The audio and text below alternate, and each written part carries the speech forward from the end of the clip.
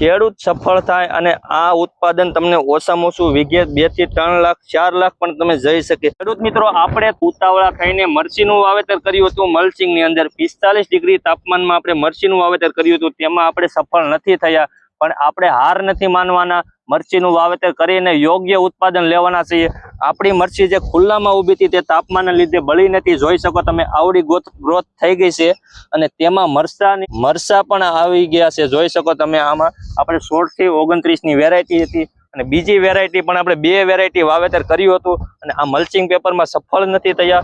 એનો મતલબ એવો નથી કે આપણે હાર માની જવાના છીએ। આપણે જબ તક તોડેંગે નહીં તબ તક છોડેંગે નહીં, એ સ્લોગન સાથે હાલવાના છીએ। આ મરચી આમાં આપણે ઓલી ખુલ્લી મરચી છે તેનાથી પણ અઢળક ઉત્પાદન લઈને તમને બતાવવાના છીએ। તો સ્વાગત છે તમારું એજી ખેડૂત યુટ્યુબ ચેનલની અંદર।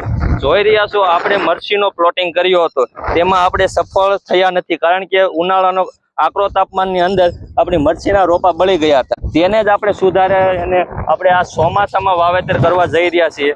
આજે તારીખ છે, તારીખની વાત કરીએ 9 જુલાઈ છે અને આપણે મરચીનું વાવેતર 2 થી 3 દિવસમાં આગામી સમયમાં કરવા જઈ રહ્યા છે અને એમાં પણ ઉત્પાદન સારું મેળવવા માટે આપણે શું માવજત કરવાની છે તેની સંપૂર્ણ માહિતી તમને હું આપી દઈશ।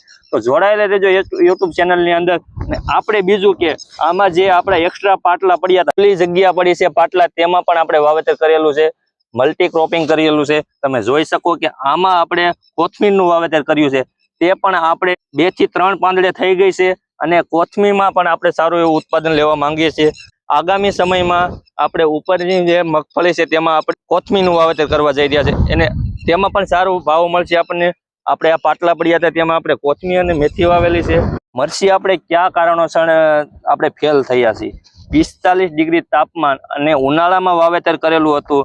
તમે જોવો કે મરચી આપણે ઓછામાં ઓછી 2 થી 3 વાર ખાલા પૂર્યા છતાં પણ મરચીનો વિકાસ અને ગ્રોથ નથી થઈ અને બળી ગયા છે એકદમ છોડવા। એટલા માટે આપણે ધીરજ રાખીને હવે ચોમાસામાં વાવેતર કરવાનું પ્લાનિંગ કર્યું હતો।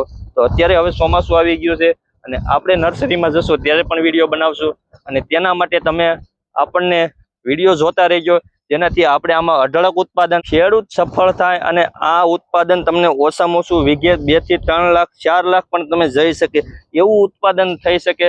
ખેડૂતોને ખાલી જે રવિ પાક આવે છે વાવવા સિવાય તમે બકાલું પણ વાવેતર કરો, જેમાં તમને અઢળક પૈસા મળી શકે છે। ટૂંકી જમીન હોય તો તેના માટે યોગ્ય આ રસ્તો છે।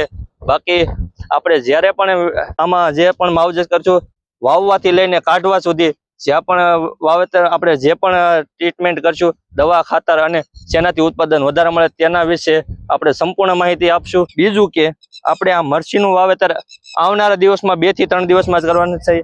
તે તમારે જોવું હોય તો ઇન્સ્ટા અને ફેસબુકમાં એજી ખેડૂત યુટ્યુબ ચેનલ અને એજી ખેડૂત, ઇન્સ્ટામાં શોર્ટ વિડીયો આપણે આવતા હોય છે, અશ્વિન ગોરાસવા અને એજી ખેડૂત તમે લખશો તો પણ આવી જશે। તો સંપૂર્ણ માહિતી જોવા માટે તમે એને પણ ફોલો કરી દેજો અને આવા જ અવનવા વિડીયો જોવા માટે એજી ખેડૂત યુટ્યુબ ચેનલને ફોલો કરી દેજો। મળીએ નવા વિડીયો સાથે। તો જય જવાન જય કિસાન।